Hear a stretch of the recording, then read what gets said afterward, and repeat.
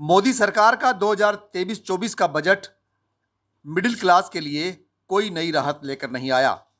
इस बजट में किसानों, युवाओं, वेतन भोगियों और गरीबों के लिए कुछ भी नहीं है। यह बजट इन सभी के लिए भ्रामक साबित हुआ है। इस बजट को निराशाओं से भरा बताया जा रहा है और ये बात कही है वेस्ट सेंट्रल रेलवे मजदूर संघ के मंडल सचिव अब्दुल खालिक ने।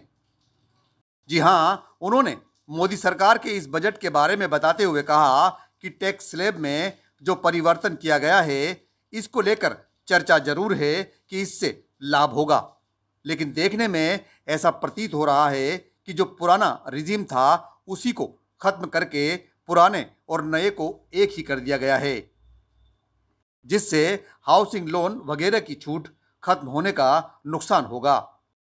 रेल कर्मियों के हित में बात करते हुए अब्दुल खालिक ने कहा कि जहां तक रेल कर्मचारियों की बात है, तो युवा रेल कर्मियों को इस बजट से बड़ी उम्मीद थी। इस बजट में एनपीएस को लेकर कुछ घोषणाएं जरूर होगी, लेकिन इसमें भी निराशा हाथ लगी है। एनपीएस आज की तारीख में भारतीय रेलवे का एक बहुत बड़ा मुद्दा है, जिसके विरोध में रेलकर्मी देश भर में आंदोलनरत हैं। बजट में उसके विषय में कुछ भी नहीं बोलना कर्मचारियों में बड़ी निराशा हाथ लगने की बात है। उन्होंने कहा कि अभी धीरे धीरे सब कुछ क्लियर हो जाएगा, क्योंकि पहले भी जो घोषणाएं हुई है, उनमें बाद में पता चला कि खोदा पहाड़ और निकली चुईया।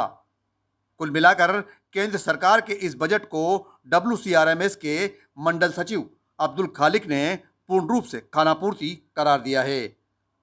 नियाज मोहम्मद, ई न्यूज राजस्थान, कोटा।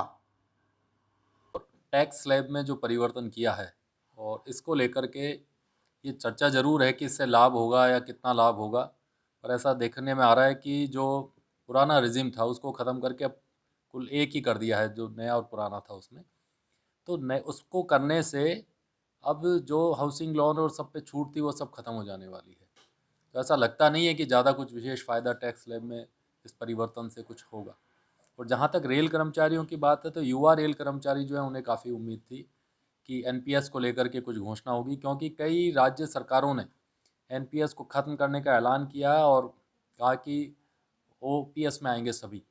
पर अभी हम देख रहे हैं कि भारतीय रेल में 5 लाख से ऊपर ऐसे रेल कर्मचारी हैं जो एनपीएस में आते हैं। उनको काफ़ी उम्मीद थी, पर उन्हें निराशा हाथ लगी है।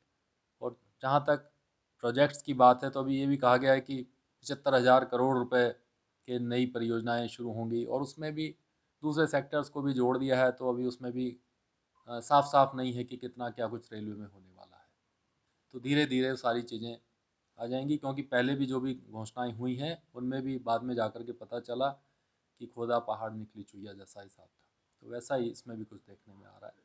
बजट घोषणा के पहले ये उम्मीद की जा रही थी कि गरीबों के लिए और आम आदमी के लिए काफ़ी कुछ होगा बजट में, तो क्या वो उम्मीद पर खरा उतर पाया बजट? नहीं, उस उम्मीद पे बिल्कुल खरा नहीं उतरा। रेल कर्मचारियों को तो निराशा ही हाथ लगी है इस वजह। और एनपीएस जो है वो बहुत बड़ा मुद्दा है आज की तारीख में भारतीय रेल में। उसको लेकर के कर्मचारी आंदोलन कर रहे हैं जगह जगह, बार बार अपनी आवाज़ बुलंद करते हैं, और उस पर ज़रा भी कुछ नहीं बोलना बड़ी निराशा उत्पन्न करता है। और रिक्तियाँ जो हैं भारतीय रेल में, उन रिक्तियों को भरने के बारे में भी कोई बात नहीं हुई है। निजी क्षेत्र का जोर दिया जा रहा है कि निजी क्षेत्र से काम करवाएंगे, निजी क्षेत्र की भागीदारी सुनिश्चित करेंगे। तो वो भी आप देखिए कि जहाँ जहाँ भी आउटसोर्सिंग हुआ है वहाँ बहुत सारी खामियां हैं, बहुत सारी शिकायतें हैं, और भारतीय रेल में जो कर्मचारी हैं उनके ऊपर ही काम का भार बढ़ता जा रहा है। तो इसलिए कोई, मैं नहीं कहूँगा कि अच्छा बजट था रेल कर्मचारियों के लिए। निराशा है लोग, यानी ये कहा जा सकता है कि ये बजट जो है वो खाना पूर्ति मात्र है। कह सकते हैं।